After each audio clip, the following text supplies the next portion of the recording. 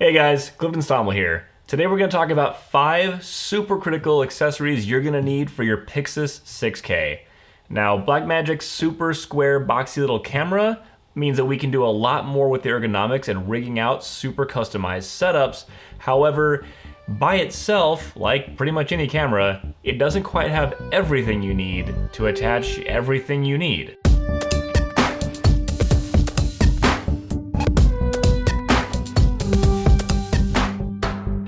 So the very first thing we're going to talk about is the cage. Now, there have been a few other cages that have come out on the market, a few different designs that have been sort of shared around and people getting feedback on them. But from what I've seen, the absolute best cage, in my opinion, is the Kondor Blue cage system. Some of the reasons I really love this cage in particular is the sheer number of NATO rails, anti-twist mounting points, and even full rosettes. And you can see here that I'm using Kondor Blue's mini locks on all of my side mounts here. This allows me to super quickly swap between accessories, and they do have these cool little cages for both Tentacle Sync and Deity timecode generators. So I don't have to mess around with Velcroing or like using the weird cold shoe thing that comes with this stuff anymore. I can just quickly snap it in, it becomes a part of the rig, and we're off and running. So once you have your camera caged up, you can attach your next most important accessory, which is going to be a battery, because without power, you're not gonna get even a video feed up and can't show anyone anything. Now I'm using the new Pro battery plate by Kondor Blue. This thing is super solid. I have an entire video I made over with the Kondor Blue guys on the Kondor Blue channel, and you can see a ton of features about it there. Now this does come in both V-mount and gold mount, so whichever battery type you're using, you can still have one of these plates. There's an additional accessory option for the top that's their Pro Power Expansion Module, which allows you to get 24 and 12 volt locking power connectors out of this plate. It's sort of a mini plate by default. With the expansion module, becomes the height of a normal plate. I'm using this with a D-tap splitter, of course in my mini lock system here. But for those of you who are using 24 volt cameras and or running a lot of things that need that locking connector, that is an option for you as well. Definitely get an external recording option.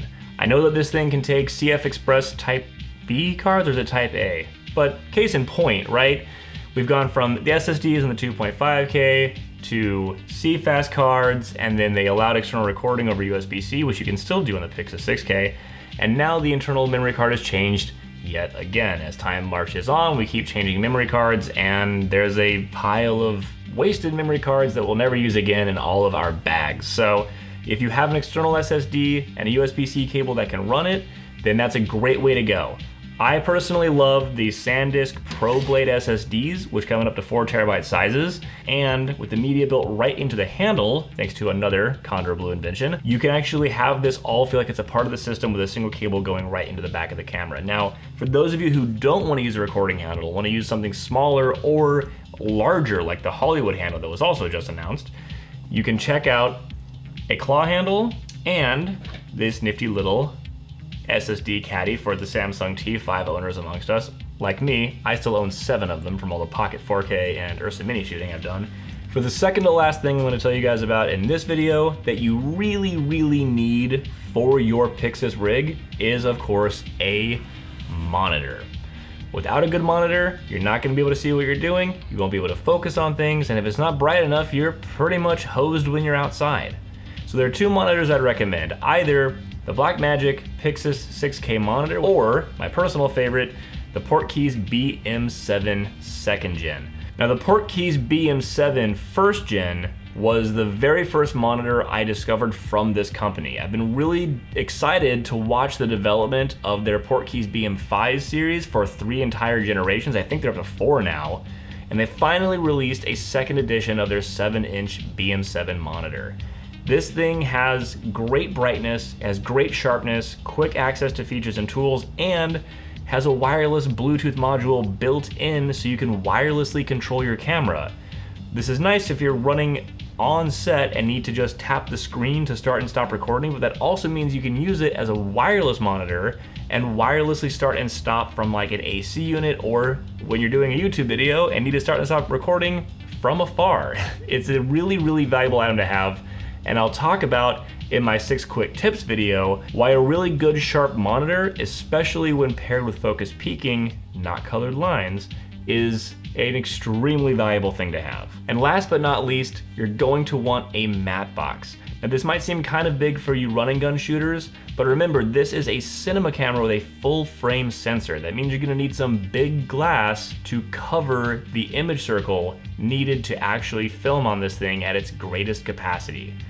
Not only does having a matte box allow you to do things like use the top flag to control flare, you can also use neutral density filters. I highly recommend getting ones that have infrared blocking, and very important, diffusion filters.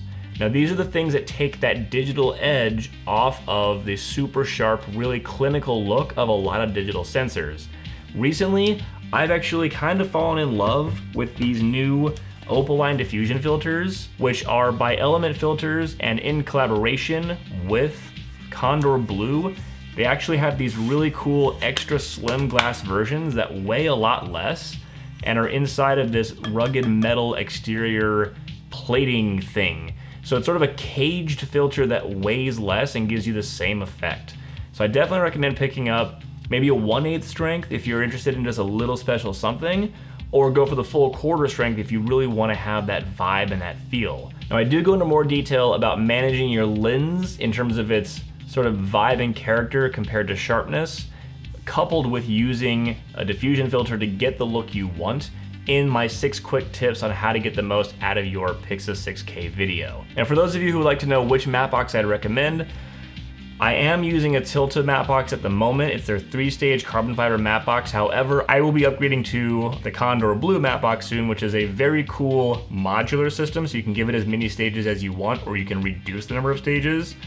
So I'll have a link to that as well in the description below. Now you may have noticed I haven't talked about lenses yet, and that's because, quite frankly, lensing is a whole can of worms that deserves its own entire video, or maybe even multiple videos. If you'd like to see those videos come sooner than later, please 1, subscribe to the channel, and 2, leave a comment in the comment section below. Also, if any of the stuff here appeals to you, or if I've helped you make a purchasing decision, please take the affiliate links in the description below as well. Also check out my newsletter, where I'm gonna have a lot longer form content that goes much more in depth than what I can do here on YouTube. Once again, thank you for taking the time to watch this video, and I'll see you guys out there on set.